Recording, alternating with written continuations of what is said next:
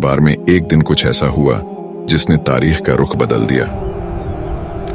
एक छोटा सा परिंदा गायब था और उसकी गैर मौजूदगी ने एक ऐसी मलका का राज फाश कर दिया जिसकी सल्तनत का सूरज कभी गुरूब नहीं होता था। नाजरीन किराम, यरूशलेम की तपती हुई धूप में हजरत सुलेमान अलैहिस्सलाम का दरबार लगा हुआ था। फिजा में एक अजीब सा सुकून था, क्योंकि अल्लाह के हुक्म से परिंदों की एक अजीम फौज ने आपके सर पर परों का साया कर रखा था। धूप की एक तपती हुई लहर भी नीचे नहीं आ सकती थी। लेकिन अचानक हजरत सुलेमान अलैहिस्सलाम के दामन पर एक तेज रोशनी पड़ी। जब सुलेमान अलैहिस्सलाम ने ऊपर देखा तो हुदहुद गायब था।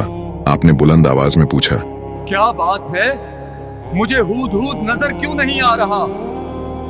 अपने गायब होने की कोई ठोस वजह बयान नहीं की तो मैं उसे सख्त सजा दूंगा या फिर उसे जब्ह कर दूंगा। दरबार में मौजूद हर जिन और इंसान यह सोचकर कांप रहा था कि आखिर हुदहुद गया तो गया कहां। थोड़ी देर बाद ही हुदहुद दरबार में धड़क रहा था।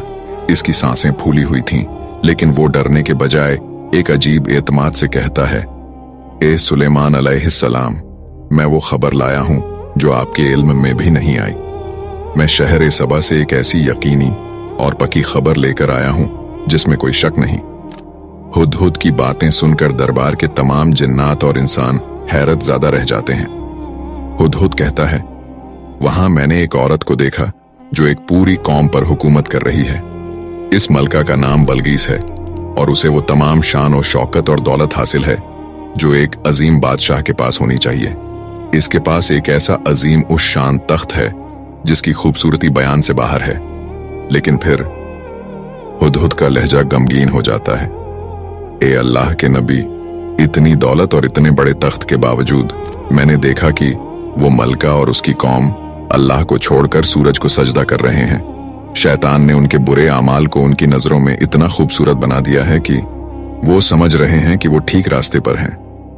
वो इस अल्लाह को सजदा नहीं करते बल्कि वो सूरज की पूजा करते हैं। हजरत सुलेमान अलैहिस्सलाम ने हुदहुद की बात सुनने के बाद फरमाया, हम बहुत जल्द देख लेंगे कि तू सच कह रहा है या तू भी झूठों में से है। फिर हजरत सुलेमान अलैहिस्सलाम ने एक कागज निकाला और उस पर अल्लाह का नाम लिख दिया।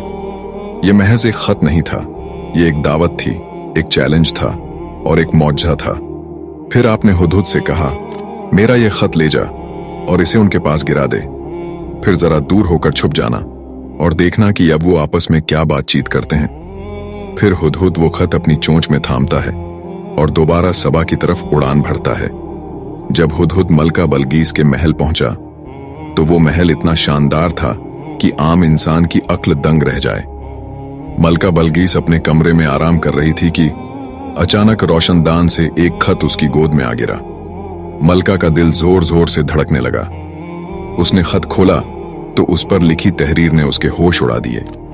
उसने फौरन अपनी सल्तनत के सबसे बाअसर और ताकतवर सरदारों का हंगामी इजलास तलब किया। यह कोई